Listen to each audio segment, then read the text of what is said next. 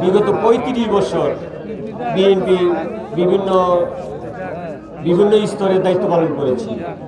সেই দায়িত্ব পালনরত অবস্থায় আমার যতটুকু নিষ্ঠা ছিল, যতটুকু ক্ষমতা ছিল, যতটুকু করণীয় ছিল, আমি সমস্ত করণীয় করেছি।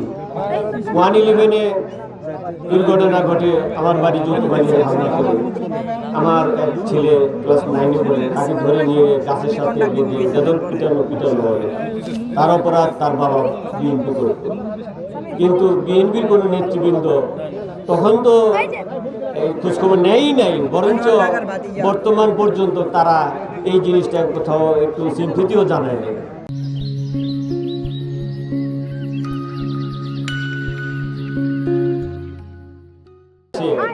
যেটা একটা ভূমিদস্যু বসুন্ধরার এর মাধ্যমে দস্যুতা চলতেছে, সেই দস্যুতার মাঝে এই দেশের অনেক লোক জড়িত। মাদক একটি বড় অভিশাপ এই দেশে, এবং সেই মাদক এবং এই ভূমিদস্যুতা যারা করতেছে তারা ফেসিবাদী সরকারের সদস্য ছিল। এখন তারা এসা বিএনপিতে অংশগ্রহণ করে এবং তারা সেইভাবে আগের মতনই সেই অপকর্মগুলো করতেছে। এবং এখানেও দেখা যায় যে বিএনপির লোকজন ওখানে তাদেরকে কোনো প্রতিবাদ করতেছে না, বরঞ্চ তাদেরকে আরও উৎসাহিত করতেছে এবং বিভিন্ন পদ পদবি দিয়ে তাদেরকে পুরস্কৃত করতেছে। আমার দেশের একটি কবরস্থান ছিল, প্রায় 200 বছর আগের কবরস্থান, জালিয়াতির মাধ্যমে খারা দলিল বা যে দলিল ভুয়া দলিল বানিয়ে সেই কবরস্থান বিক্রি করে টাকা দিয়ে গেছে। 6000 পিস পেন্সিল সহ ধরা পড়ছে সেই লোক আজকে বিএনপি কর্মী, যারা আজকে আর বেশি বেশি বলতেছি। ধন্যবাদ সবাইকে, ধন্যবাদ যারা আমার সাথে জামাতে যোগদান করছেন তাদেরকে আমি আবারও বলতে চাই যে আমরা একটি ভালো লক্ষ্য নিয়ে উদ্দেশ্য নিয়ে আজকে জামাতে যোগদান করছি। জামাত ইসলাম আমাদেরকে সেই পথ দেখার, যে পথ দুর্নীতিমুক্ত, যে পথ জনগণের দাবি সুষ্ঠু নির্বাচন। জামাত ইসলামের পক্ষ থেকে জনগণের দাবি পূরণে 100% রেডি, কিন্তু কোন একটি বৃহত্তর দল যারা মনে করে আমরা ক্ষমতায় গেছি, যার কারণে তারা ইতিমধ্যেই ব্রিটিশ সরকারের জনশক্তির কর্মীরা যে আচরণ করছে, আজকে তাদের দ্বারা সেই ধরনের আচরণ করছে। যেমন চাঁদাবাজি, দলবাজি, জমি দখল, মাদক ব্যবসা, হুমকি ধুমকি, দেখা দিব, নির্বাচন যাও, মামলা দিব, এই ধরনের কথা বলে জনশক্তিকে তারা দুর্বল করে দিতে চাচ্ছে। কেউ যদি ভয় না পায়, কাছ থেকে যদি কেউ বিরত না হয়, তাহলে তার মার কাছে যায়, চাচি কাছে যায়, নানি কাছে যায়, তোমার নাতির তুমি ঠিক করো, না হলে কিন্তু বিপদে পড়ো। এইভাবে আমরা গত পরশুদিন আমরা জেলা প্রশাসকের সাথে সাক্ষাৎ করেছি, ওখানে আমরা স্পষ্ট বলেছি যে এইভাবে চলতে পারে না। অবশ্যই লেভেল প্লেইং ফিল্ড তথা নির্বাচনের সুষ্ঠু পরিবেশ ফিরিয়ে দেওয়ার জন্য যা করা দরকার আপনাকে করার জন্য আমরা বিনীত অনুরোধ করছি। আপনাদের মাধ্যমে এখন আবার এটা পুনরাবৃত্তি করছি যে লেভেল প্লেইং ফিল্ড তথা নির্বাচন সুষ্ঠু পরিবেশ ফিরিয়ে দেওয়ার জন্য আপনাদের মাধ্যমে নির্বাচন কমিশন, প্রশাসন সকলের কাছে আমরা অনুরোধ করছি।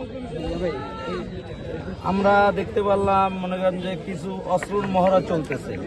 গতকালকে ঢাকা 3-এ একটি বিএনপি নেতাকে গুলি করা হয়েছে। আপনার এই ঢাকা 2-তে, ঢাকা 3-এ কোনো এই ধরনের আমরা জেলা কথা বলছি, জেলা প্রশাসকের কাছে আমি স্পষ্ট বলছি যে স্যার আমি জানি না, জনগণ বলে উমুকের কাছে অস্ত্র, এই অস্ত্র যদি তারা রাখে তাহলে লেভেল প্লেইং ফিল্ড তথা নির্বাচন সুষ্ঠু কিভাবে থাকবে, এই ব্যাপারে আপনারা কোনো প্রস্তুতি নিচ্ছেন কিনা?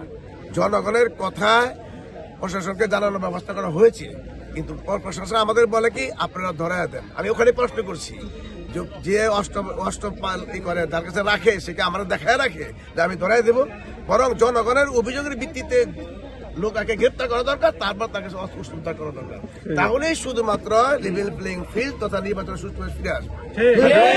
আপনাদের মধ্যে আমি আবার এই দাবি জানাই, জনগণ যাদের কাছে অস্ত্র দৃষ্টি আকর্ষণ করে তাদেরকে গ্রেপ্তার করার ব্যবস্থা করে নির্বাচনের সুষ্ঠু পরিবেশ সৃষ্টির জন্য প্রশাসনের উচিত।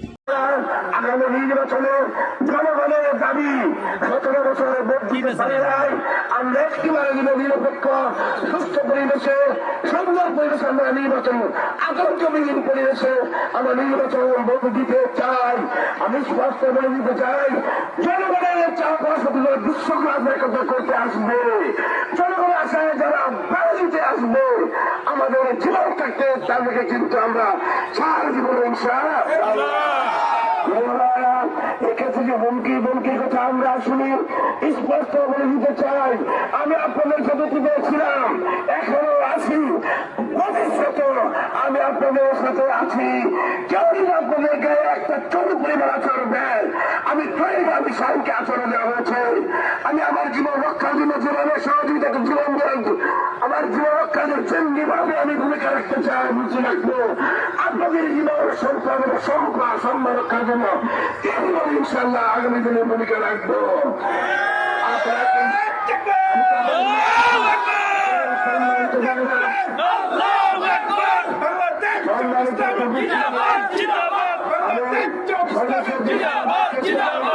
আসুন, আজকে যারা আমরা জামাত ইসলামীতে যোগদান করছি, আগামী দিনে যারা যোগদান করবে বলে চিন্তা করেছেন, আমরা যারা বিনিময় আছি এবং আমার সমাজে যারা আজকে আমরা উপস্থিত আছি, সকল আত্মসদকের সাথে আগামী নির্বাচনের সকল বাস্তবায়নে কাঙ্ক্ষিত মন্দিরে পৌঁছার জন্য আমরা চ্যালেঞ্জ গ্রহণ করি।